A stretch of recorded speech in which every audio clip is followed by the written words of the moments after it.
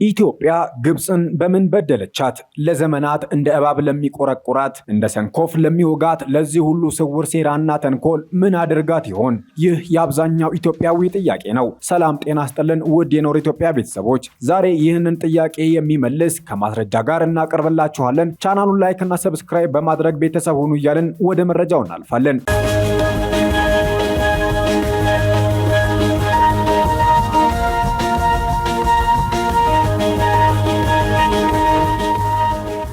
ይህንን ጥያቄ ስንጠይቅ መልሱ አንድና አንድ ብቻ ነው። ፈጣሪ በቸርነቱ የሰጣትን ከማህፀኗ የሚፈልቀውን አባይን ለልጆቿ ብልጽግና ልጠቀምበት ማሰቧ ብቻ።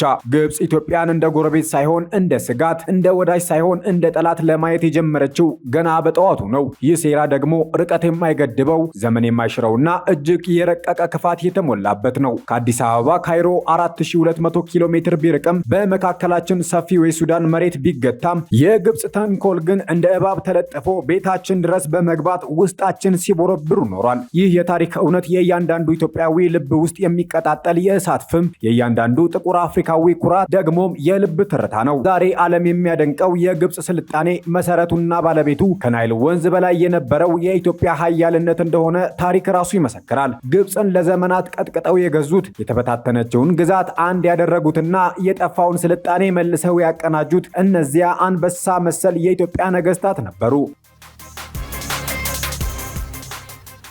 ታሪኩ የሚጀምረው የቀድሞዋ የኢትዮጵያ ዋና ከተማ ከነበረችው ከቅድስት ናፓታ ነው። ግብፅ በውስጥ ሽኩቻ ተዳክማ ስልጣኔዋ ፈርሶና በባዕዳን ልትወረር ስትል የኢትዮጵያ ነገስታት ከደቡብ እንደ ነጎድጓድ ተነሱ። ካሻታ መንገዱን ጠረገ። ታላቁ ፒያንኪ በግብፅ ላይ የነበረውን ትርምስ በኃይል ጸጥ አደረገው። ፒዬ በገበል ባርካን ላይ ባቆመው ሐውልቱ እንደሚነግረን እርሱ ግብፅን የወረራት ሊያጠፋት ሳይሆን የጠፋችውን የስልጣኔ አምልኮ ሊያድንላት እንደሆነ በቁጭት ይተረካል። የኢትዮጵያ ፈርዖኖች ግብፅን ሲቆጣጠሩ እንደ ባዕድ ወራሪ ሳይሆን እንደ እውነተኛ የስልጣኔ አባቶች ነበር ያቀኗት።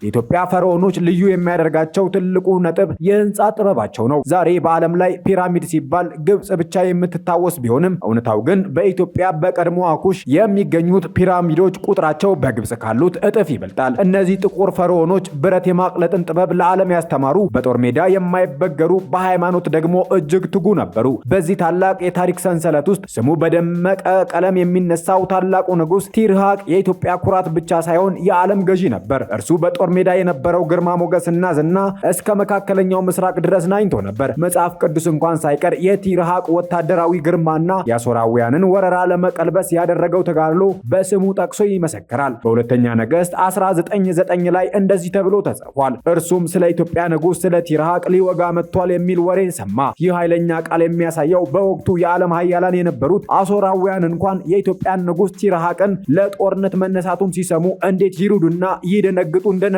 ነው። እነዚህ የኢትዮጵያ ፈርዖኖች መልካቸው አፍሪካዊ፣ ግንባራቸው ሰፊ፣ ክንዳቸው ደግሞ ብረት ነበር። ግሪኮች ኢትዮጵያ ብለው የጠሯቸው እነዚህ ጀግኖች በአባይ ወንዝ ላይ ያላቸውን የበላይነት በወቅቱ በወታደራዊ ኃይል ብቻ ሳይሆን በኢኮኖሚና በስነ ጥበብ ጭምር አስመስክረዋል።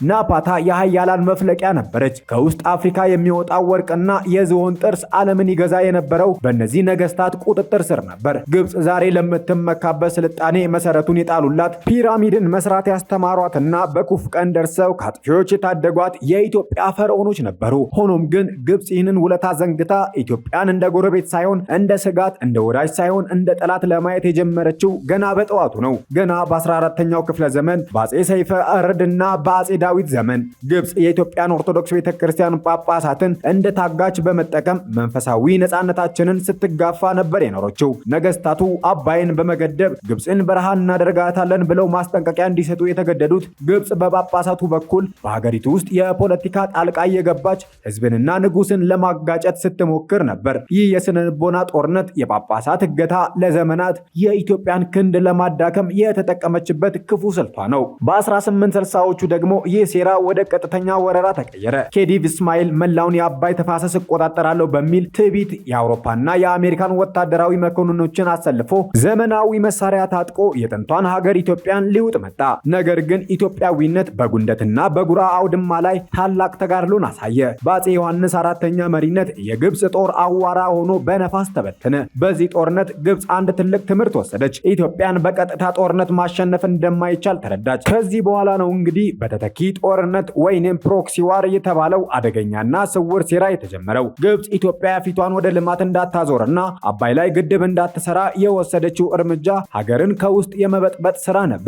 የኤርትራ የነጻነት ትግል ገና ሳይጠነሰስ ካይሮ የፖለቲካ ቢሮ በመክፈትና ተጋድሎን ኢኤልኤፍ በገንዘብና በጦር መሳሪያ በመደገፍ ቀዳማዊ ሆና ተገኘች። ጋማል አብድል ናስር ኤርትራን እንደ አረብ ሀገር በመሳል በሬዲዮ ፕሮፓጋንዳ ኢትዮጵያ ጨቋኝ ናት የሚል መርዝ በወንድማማቾች መካከል እየረጨ የቀይ ባህር በራችን እንዲዘጋና ኢትዮጵያ ወደብ አልባ ሆና እንድትታነቅ ቀን ከሌት ሰርቷል። ኢትዮጵያ ወደብ አልባ ከሆነች አቅሟ ይዳከማል፣ በጦርነት ትዝላለች። በዚህም ምክንያት አባይ ላይ ትኩረት ለማድረግ ጊዜና ገንዘብ አይኖራትም የሚል እርኩስ ስሌት ነበር። በደርግ ዘመን ቢሆንም ሁኔታው አልተቀየረም። ኢትዮጵያ በሶማሊያ ወረራና በሰሜኑ ጦርነት ተጠምዳ ቢሊዮን ዶላሮችን ጥይት ስታባክን ግብፅ በስተጀርባ ሆና ለተቃዋሚዎችና ለአማጽያን ስንቅና ትጥቅ ታቀብል ነበር። አንዋር ሳዳትና ተከታዮቹ ኢትዮጵያን የማይበቃ ሀገር ፌልድ ስቴት ለማድረግ ያልቆፈሩት ጉድጓድ የለም። በዓለም አቀፍ መድረክና በአረብ ሊግ ውስጥ ኢትዮጵያን በማግለል ከዓለም ባንክ ብድር እንዳታገኝ እንቅፋት በመሆን የኢኮኖሚ ጥንቧን ለመበጠስ ሞክረዋል። ዛሬም ድረስ በጎሳ ፖለቲካና በውስጥ ግጭቶች ውስጥ የግብፅ እጅ የሌለበት ቦታ የለም። ይህ ሁሉ ግፍ የሚፈጸምብን ግን ግብፅን ስለበደልናት ሳይሆን እኛ ለምተንና በልተን እንዳታይ አባይ ለኢትዮጵያ ጨለማን የሚያበራ መብራት እንዳይሆን ስለምትፈልግ ብቻ ነው። ይህ የዘመናት ሴራ በኢትዮጵያውያን ደምና እንባ የተጻፈ ሀገራችንን ወደ ኋላ ያስቀረና የትውልድን እድገት ያቀጨጨ የታሪክ ጠባሳ ነው። እኛ የነዚያ ታላላቅ መሐንዲሶች፣ የነዚያ የማይበገሩ ተዋጊዎችና የነዚያ የዓለምን ታሪክ የቀየሩ ፈርዖኖች ዘሮች ነን። ግብፅን ቀጥቅጠው የገዙ ስልጣኔን የሰጡና የአባይን ወንዝ እውነተኛ ባለቤት መሆናቸውን በተግባር ያሳዩ የታሪክ አውራዎች ነበሩ። ዛሬም ቢሆን የአባይ ልጅነታችን የሺህ ዓመት የታሪክ ሰንሰለት ውጤት መሆኑን ጥንትም የገዛናት ዛሬም የምንገዛው እኛው መሆናችንን ይህ የፈርዖኖቹ ታሪክ ሕያው ምስክር ነው። ከዚህ ጋር በተያያዘ የትላንቱ ሴራ ዛሬ በታላላቅ የዓለም ሀያላን አዲስ የኃይል አሰላለፍ እየተበሰረ ነው።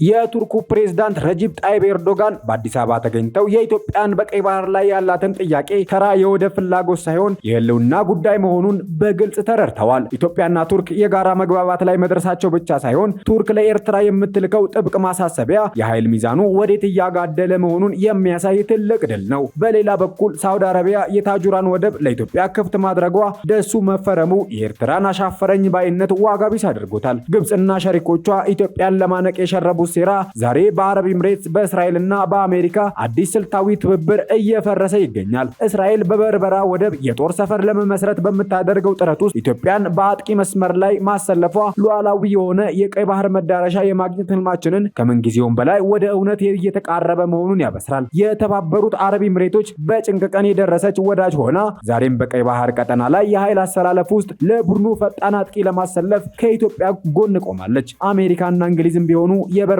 ኮሪደርን በእስራኤል አማካኝነት መቆጣጠርና ኢትዮጵያም ሉዓላዊ የሆነ የቀይ ባህር መዳረሻ ማግኘት የነገ የጋራ መገኛ ነጥባቸው መሆኑን አምነዋል። የአሜሪካው ሴናተር ሊንዚ ግራሃም ከአቡዳዊው ሼክ መሐመድ ቢን ዛይድ ጋር የሚያደርጉት ጥልቅ ውይይት የገልፍ ሀገራት የኃይል አሰላለፍና የኢትዮጵያን ቁልፍ ሚና የሚያረጋግጥ ነው። ዛሬ የሻቢያ ደንገጥሮችና የግብፅ ቅጥረኞች ውቅያኖስ አቋርጠው የለፈፉት ሟርት ተራ ቅዠት ሆኖ ቀርቷል። አሁንስ የት ናቸው? ምንስ እያሉ ነው? የኢትዮጵያን የትንሳኤ ጉዞ በማይቆም ፍጥነት ቀጥሏል። ሟርተኞች በራሳቸው ቅዠት ሲታመሱ፣ ኢትዮጵያ ግን በዓለም አቀፍ መድረክ ላይ ክብሯንና መብቷን እያስከበረች ትገኛለች። አበቃን። ሐሳብ አስተያየታችሁን በኮሜንት ሴክሽኑ ላይ አስፈሩልን። ቻናሉን ላይክ እና ሰብስክራይብ በማድረግ ቤተሰብ ሁኑ እያለን መልካም ጊዜን ተመኘን።